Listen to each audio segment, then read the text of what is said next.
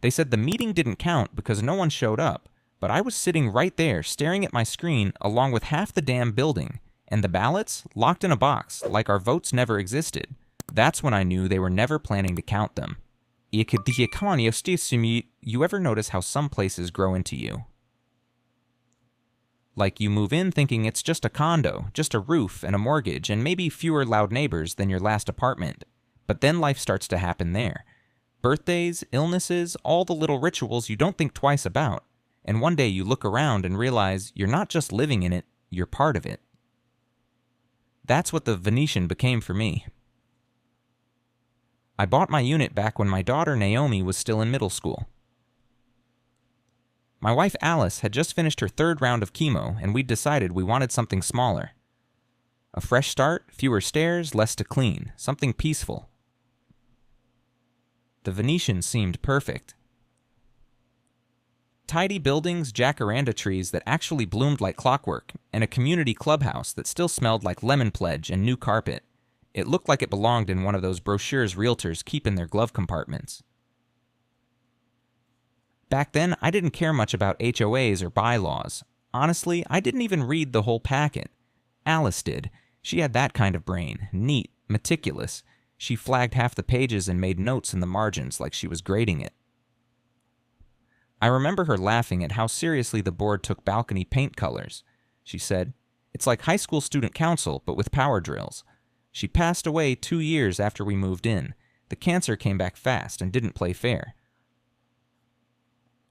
After that, the condo became something else for me, almost sacred, I guess. Her coffee mug stayed in the same spot by the sink for a whole year. Naomi and I would sit on the balcony some nights just staring out over the parking lot like it was an ocean. It was home, not flashy, not big, but it held our history. When Naomi left for college, I started noticing things. Not big things, just odd patterns. The board meetings weren't happening regularly anymore. Notices were going out late. The landscaping looked worse every year, but our monthly dues kept climbing like it was a 5-star resort. At first, I shrugged it off. Figured maybe people got lazy, maybe no one wanted to volunteer. I wasn't exactly itching to join either. But then they fined my neighbor $200 because her garage door was noisy. No joke, said it violated the quiet enjoyment clause. I helped her replace the springs myself. They still made her pay it. That's when I started going to meetings, just sitting in, listening, watching how decisions were made or weren't. The board president, Ali Gorbanzadeh, was this sharp-dressed guy in his 60s who owned a bunch of units, like a lot. Turned out he'd been on the board forever, and not alone. His son, Sean, was there too. It felt like a private family business pretending to be a homeowners association. I served on the board for a short while, just under a year. I thought maybe I could bring in some reason, ask a few questions, open up some discussion, but it was like shouting into a canyon. Ali and Sean voted as a block. Everything was already decided before we sat down.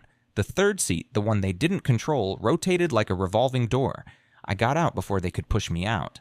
Still, I couldn't let go. I cared too much. This was my home. My neighbors were my friends, and I didn't like watching people get steamrolled by the same 2 guys who treated the whole place like their personal portfolio. Over time, I got friendly with Elaine Nishime. She's sharp. Lived here longer than me, and like Alice, she read every word of the bylaws. She once corrected the board on a procedural vote from memory. When she ran for the board, I backed her completely. She wasn't flashy, but she wasn't afraid to speak up, even when they cut her mic during a Zoom call. That actually happened, by the way, and then came COVID, and everything got even murkier. Meetings moved online. Participation dropped.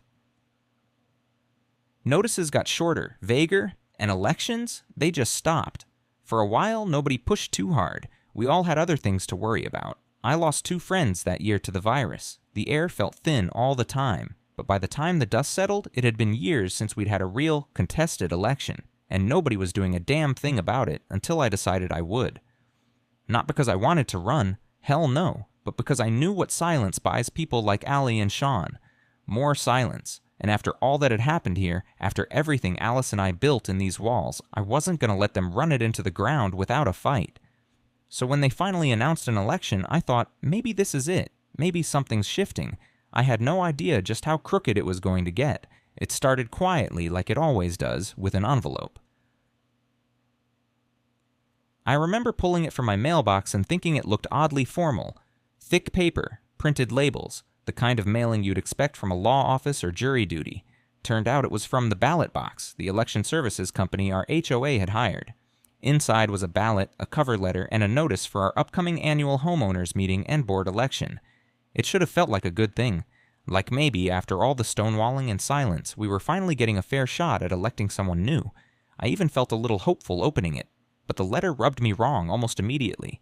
The first thing I noticed, the meeting would be virtual only. No in-person attendance allowed, just a Zoom link. It said members could deliver their ballots in person to the clubhouse, but no one would be allowed to stay. You could drop off a vote like a pizza delivery, but you couldn't sit and watch anything happen. Then there was this weird line buried halfway down the page.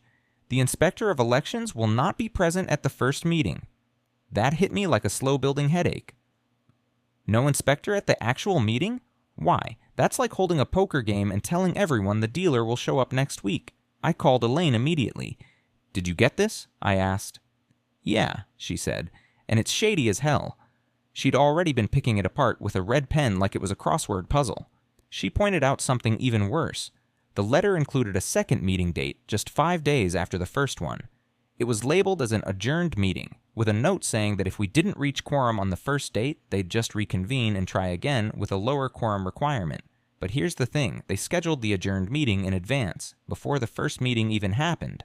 That's not how it's supposed to work. According to the bylaws, you're only supposed to schedule an adjourned meeting after the first one fails, not in the same breath.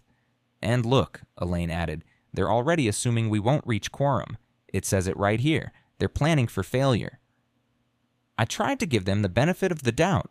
Maybe it was just sloppy wording. Maybe someone copied a template without reading closely. But the more we looked at it, the more deliberate it felt.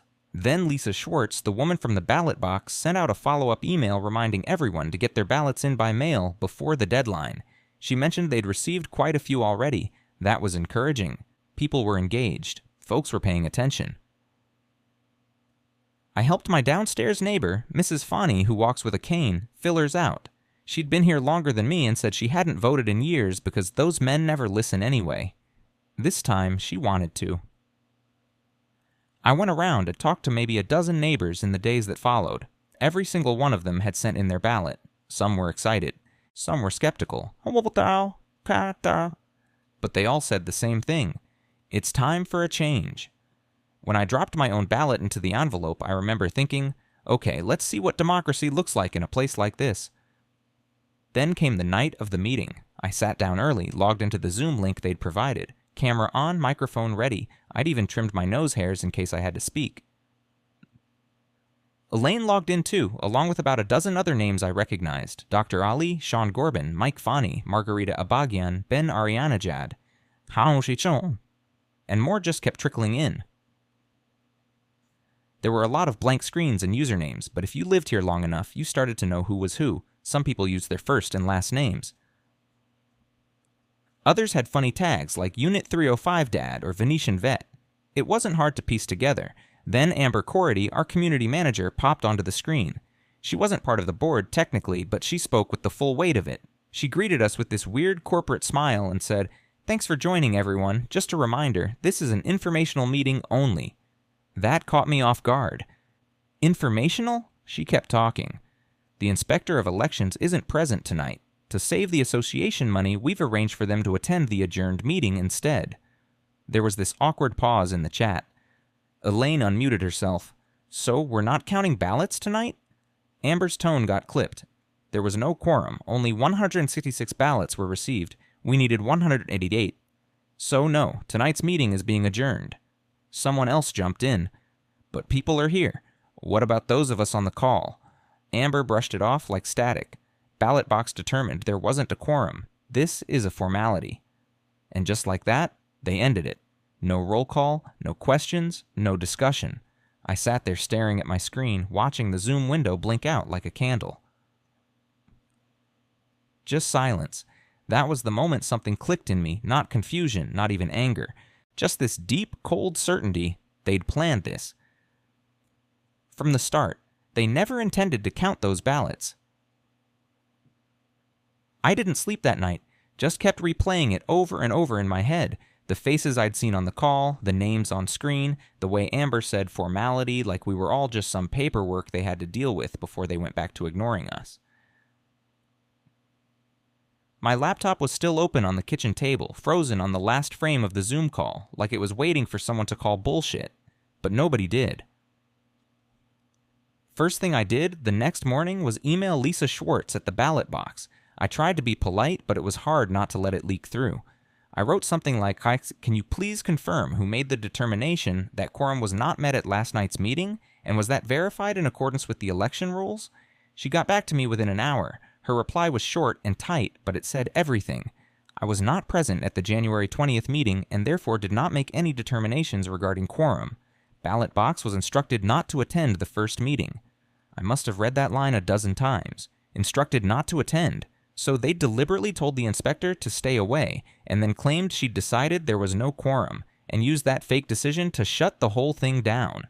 That's not miscommunication. That's a setup. I called Elaine. She answered like she was waiting for my call. "I just talked to Lisa," I said. "She says they told her not to be there." Elaine didn't even flinch. I knew it.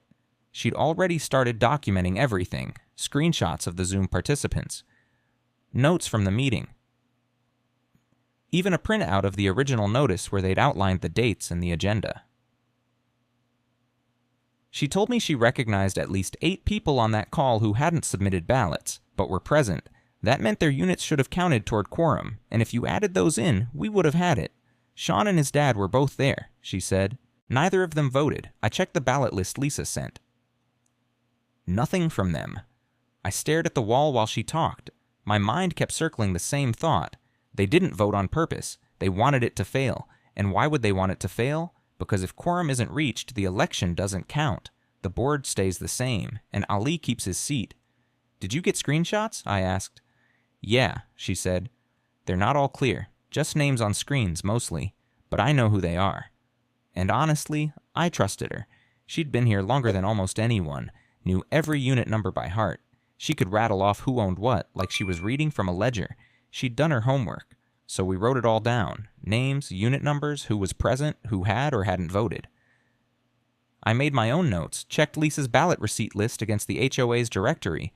It was tedious and it felt like overkill, but I knew we had to be airtight. If we were going to challenge this, we couldn't leave a single thread loose. We drafted a letter and sent it to the board the next day. Very civil. We just pointed out that, according to the bylaws, quorum includes ballots and members present, and by our count, a quorum had been reached. We asked that the ballots be counted as scheduled and the results certified.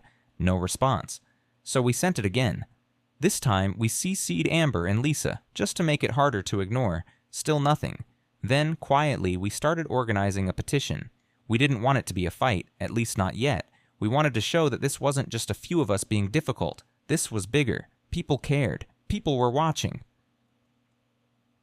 Elaine walked the complex with her clipboard and mask, talking to anyone who'd open their door. I handled emails and calls, reaching out to neighbors who'd moved to Arizona or Vegas but still owned units here. Within a week, we had signatures from 56 members. That was 15% of the voting power, more than enough to formally request a special meeting under the bylaws. We sent the petition to the board with a respectful cover letter. We said we'd like to proceed with counting the ballots already in possession of the inspector. We emphasized that this wasn't an attempt to restart the election, just to complete the one that was already underway. Nothing dramatic, just finish the job. That's when we got their official response. It came from Amber's email, though the language was clearly written by legal. Odd cold. Dismissive. The submitted petition is not appropriate in that the members cannot hold a meeting to count ballots that were failed as a result of a failed election. Failed election. They'd branded it like a defective product, like the whole thing was expired. And the reason it failed? Because they made it fail. I forwarded the response to Lisa. She didn't say much, but her reply said enough. In my professional opinion, it was bad form, bad faith for the board to cancel the January 25th meeting without counting the ballots. Ballot box remains willing to attend a properly noticed meeting to complete the process. She even underlined the words, bad faith. That might not sound like much, but coming from someone whose entire business relies on being neutral, it was a damn neon sign. I called Naomi that night, told her everything. She was quiet at first, then said, "So, you're taking them to court, right?" I laughed, but it came out thin. "That's not my first instinct." "No," she said, "but it's probably your last option." And she was right. We'd tried everything else. Emails, petitions, fax, screenshots, reasonable requests. We followed every rule, took every polite route, and they still slammed the door in our face. So yeah, if they wanted to pretend none of this happened, we'd just have to take it somewhere they couldn't ignore us, somewhere with a judge. I showed up at the clubhouse anyway. I knew the January 25th meeting had been canceled. I read the email like everyone else. Amber's cheery little notice with the passive voice, "The meeting has been canceled due to the lack of a quorum at the previous meeting." Like it was the weather's fault, like someone tripped and dropped the ballots down a sewer grate and went, "Oh, well, maybe next year." But I still went. Part of me thought maybe others would show up too. Maybe someone on the board would change their mind. Maybe Lisa Schwartz would appear with her ballot box like a scene out of some civic-minded movie, raise her hands and say, "Let's do this." She didn't. Nobody did. I brought donuts. I'm not sure why. The good kind, too, from Mary's, the shop over on Genesee with the perfect glaze. I sat them on the folding table in the corner of the clubhouse and waited. The room smelled like pine sol and old carpet. The kind of room that was made for awkward birthday parties and flu shot clinics and community blood drives. The kind of room that seen too much and meant too little. I sat in one of the plastic chairs and opened my notebook. I had everything ready: names, unit numbers, signatures, email printouts, a timeline, a packet of evidence. I wasn't even sure who I was planning to show it to, but I had it just in case. I waited there for almost 2 hours. Nobody came. I drank cold coffee from my thermos and stared out the window at the parking lot. A couple of kids rode past on scooters. A delivery guy carried a pizza up to Building D. Life kept going, like none of this mattered, and for a moment I started to believe that maybe it didn't. Maybe that was the real trick, not just rigging the system, but exhausting the people who cared about it, wearing them down until they decided it wasn't worth it. Until they stopped showing up, stopped asking questions, stopped keeping receipts. I looked at those ballots, imagined them locked in some file cabinet somewhere, perfectly sealed, untouched, like they'd never been written, like none of us ever tried. I felt small, smaller than I had in years. There was this one point where I seriously thought about walking out, throwing the donuts in the trash, and just being done with the whole thing. Maybe Naomi was right. Maybe I was spending too much energy on something that couldn't be fixed. A homeowners association. For God's sake. But then I thought about Alice.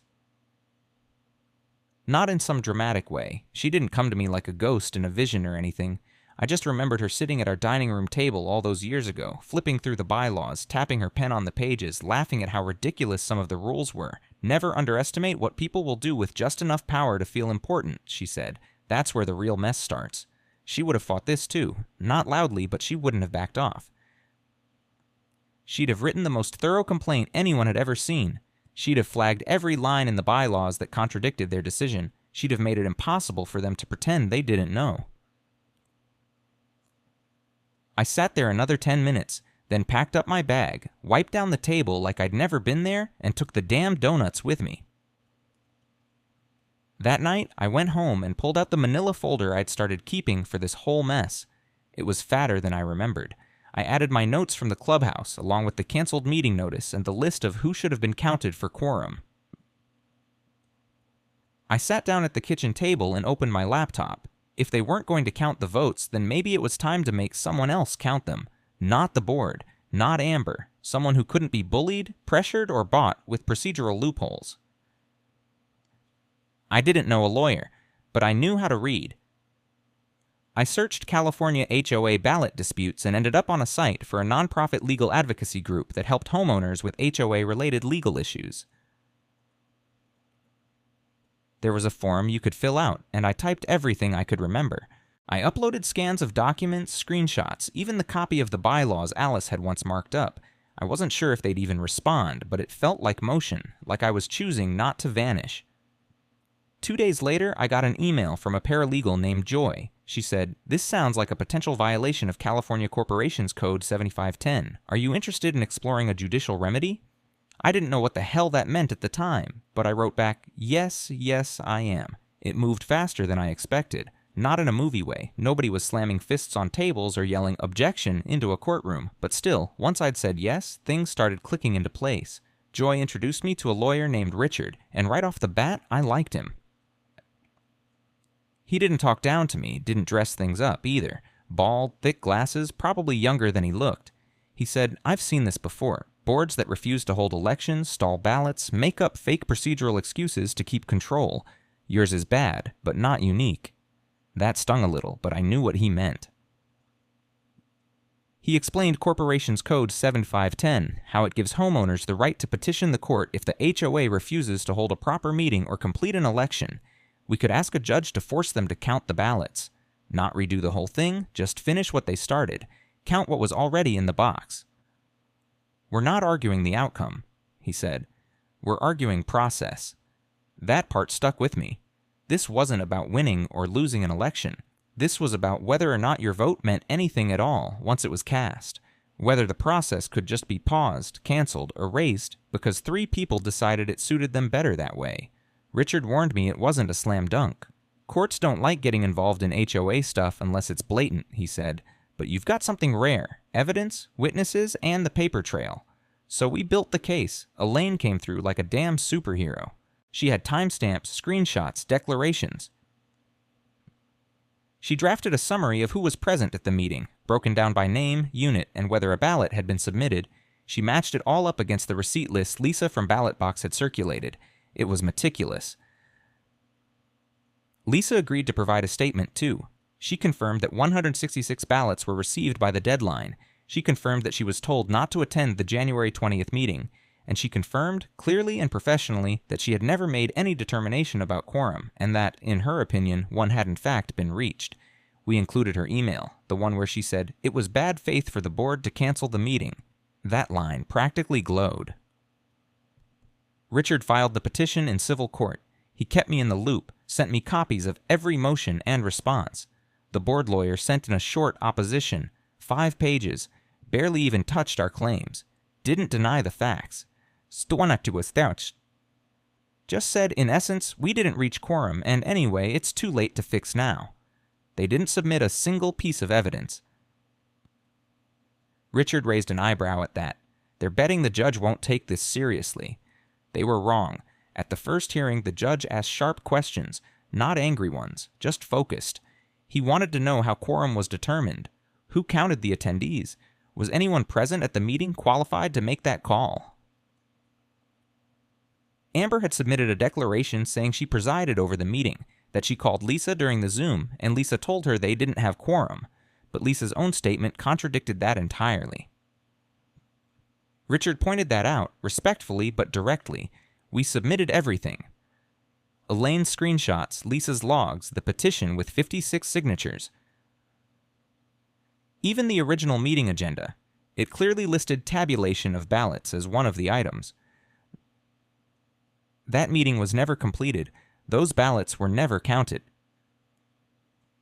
After the hearing, Richard looked at me and said, "We're in good shape. Don't get your hopes too high, but this judge gets it." I nodded, but I didn't say anything, because I'd been here before. I'd watched people smile and nod and promise to listen, and then still walk away with their minds already made up. I wasn't ready to believe yet, not until I heard it from the bench. We waited. A couple weeks passed, then Richard forwarded me the ruling. I didn't open it right away. It just sat there in my inbox while I made coffee, fed the neighbor's cat, wandered around the condo like I'd lost something. Finally, I clicked it open and read the first line.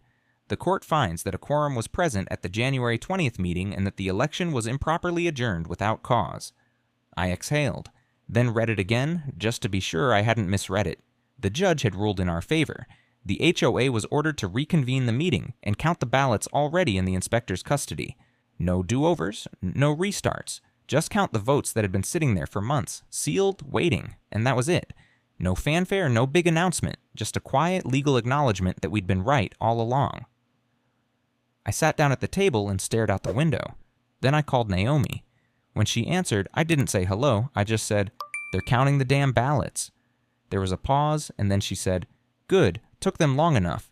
She didn't ask if I was going to run for anything again.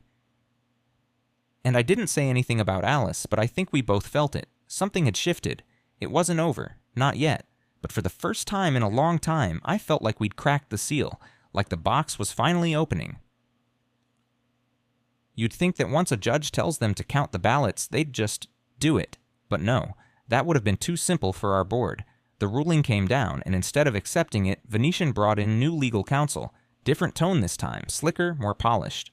They didn't come out swinging, but they did what professionals do when they're cornered. They tried to shift the frame. The argument went something like this. Even if quorum was technically reached, the court doesn't have the authority under this statute to force us to count ballots from a past election. That's not what the law is for. You can only order future meetings, not fix old ones. It was a fancy way of saying we lost, but we still don't think we should have to play fair. Richard just shook his head when he read the filing. They're not contesting the facts. They're just trying to shrink the law down so it stops applying to them. And they didn't stop there. The board released a community email that danced around the court ruling like it was optional. I'll never forget that line. While the court has issued an opinion, the board continues to explore all legal options regarding the appropriate procedures for future meetings. Not, we'll comply. Not, here's when the count will happen.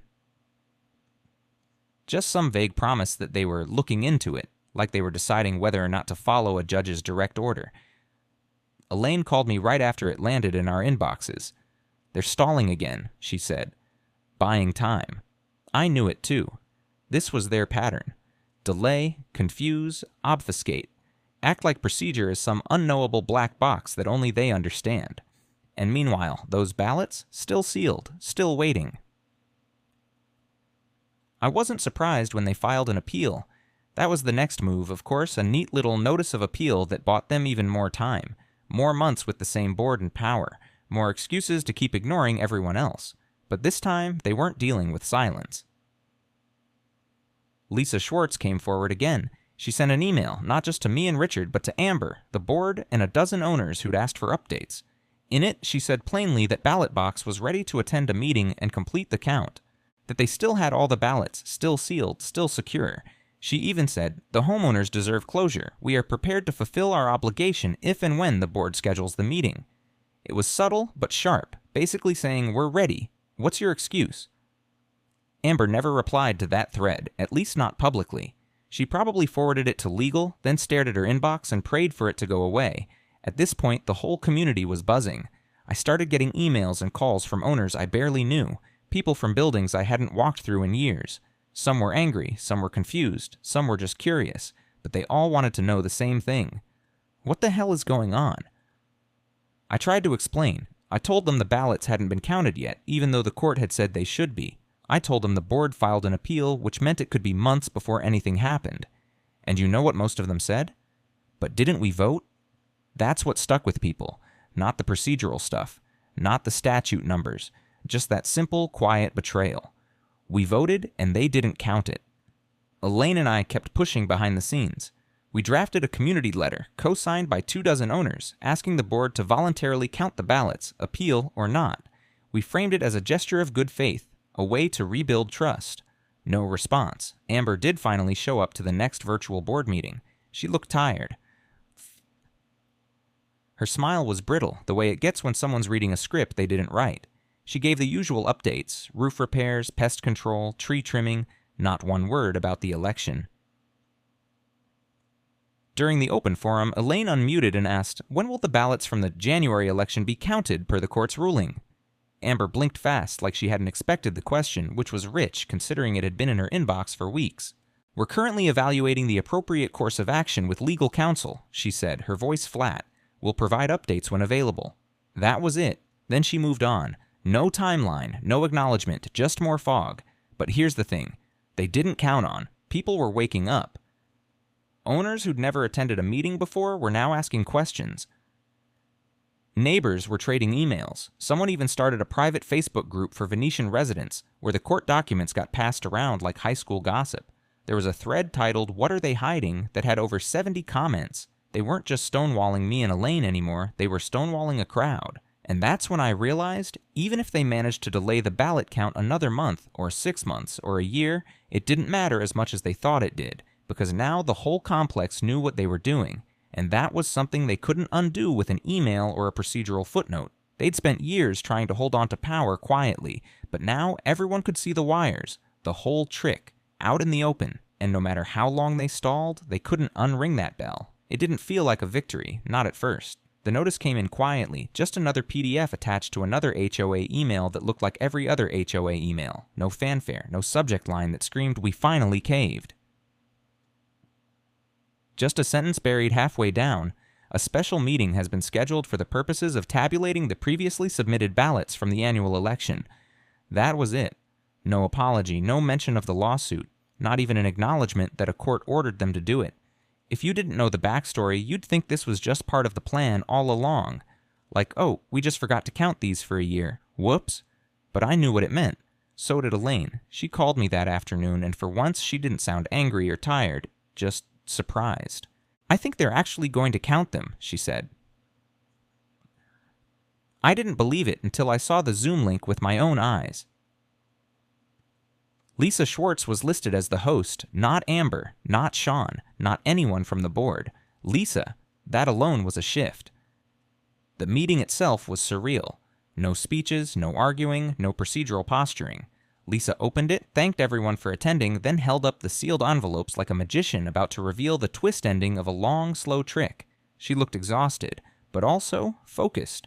She walked through every step, how the ballots were received, how they'd been secured, how the tabulation would work. She spoke like someone trying very hard to be neutral, even after everything. Then she started opening the envelopes. One by one, name after name, check marks and tallies and quiet moments of confirmation. There was no music, no reactions, no live leaderboard, just the steady rhythm of paper being opened and read, a sound that should have happened months ago, back when people still believed the system might work the way it was written. It took about 40 minutes. Then, Lisa leaned into her webcam and announced the result. The winner was not Ali Gorbanzadeh. Let me say that again. After 12 years of controlling the board, manipulating meetings, avoiding elections, and outlasting every challenge, he lost. Fair and square. In silence. By secret ballot. The new director was a woman named Joyce Kwan, someone I'd barely spoken to, honestly. But she wasn't part of Ali's camp. She wasn't Sean's friend. She didn't own 10 units or run a shell company registered in Nevada. She was just a homeowner, a real one. And suddenly, everything shifted.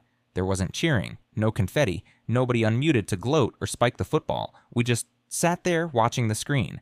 I stared at the participants list, wondering if Ali was even on the call. I didn't see his name, but maybe he was there under a pseudonym, or maybe he wasn't. Maybe he already knew.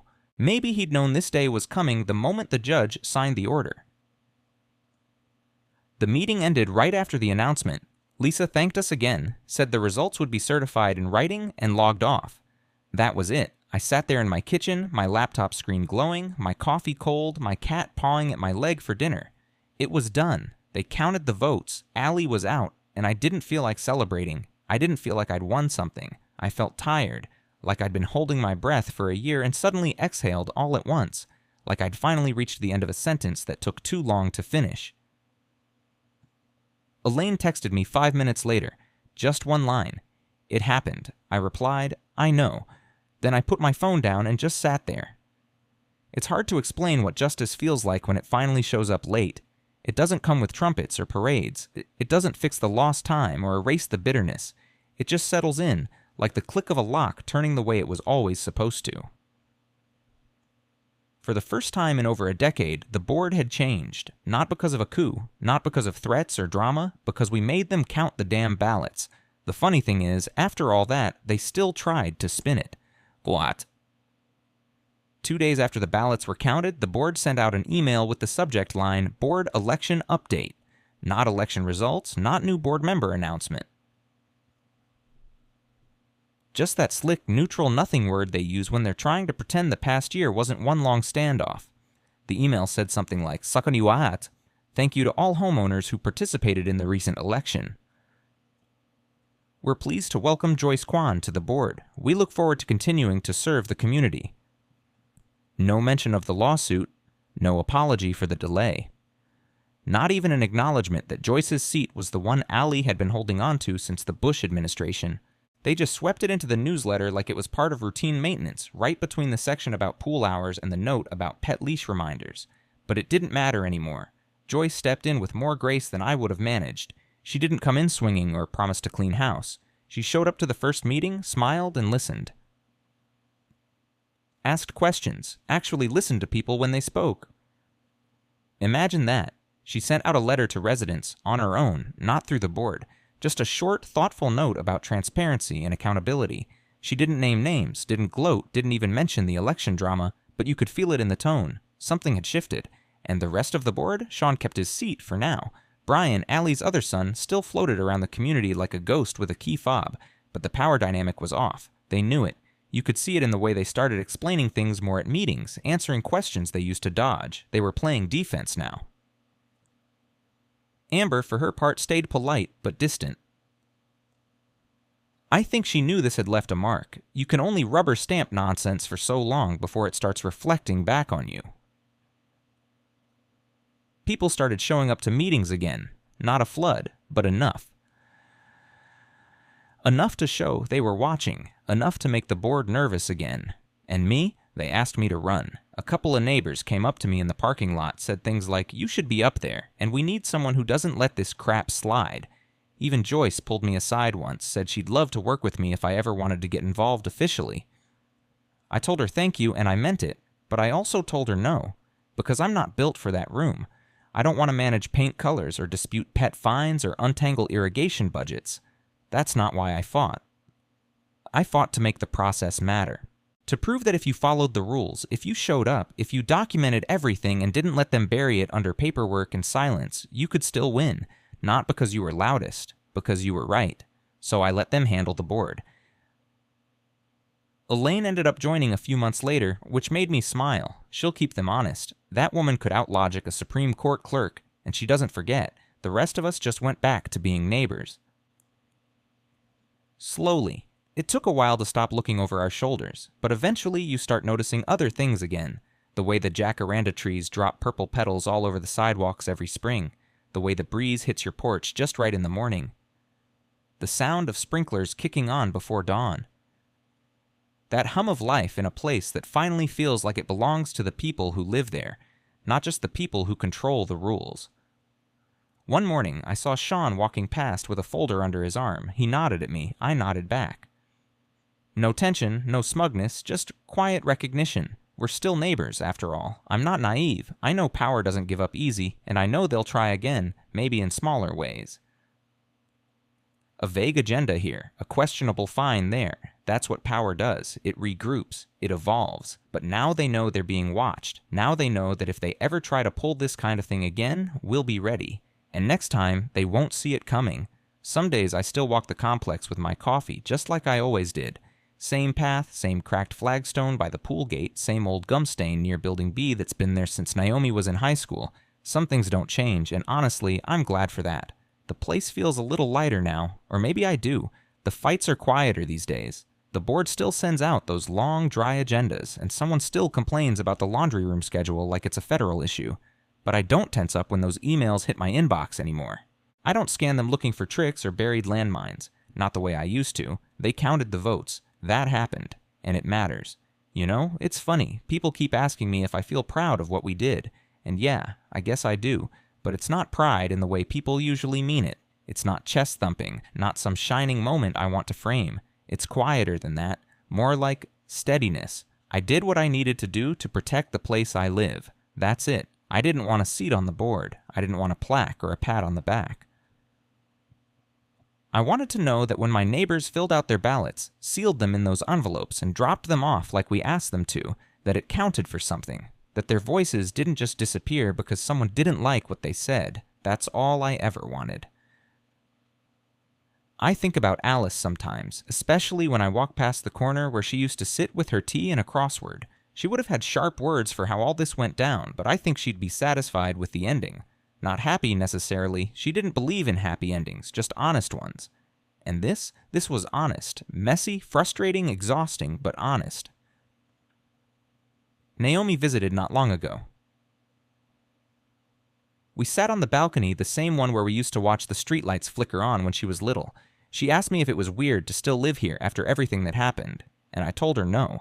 If anything, it feels more like home now than it did before, because now I know what it took to keep it mine. She nodded and didn't say anything for a while, just watched the trees sway above the roof lines. Later, as she was packing up to leave, she stopped at the door and said, "I think Mom would have been proud of you." I didn't say anything, just nodded. Sometimes that's all you can do. This wasn't the kind of story anyone plans to live through, but it's the kind you remember, the kind that reminds you what's worth protecting and why. And if someone ever asks me what happened here, I'll tell them the truth. I'll say they tried to erase us, and we showed up anyway, and we stayed.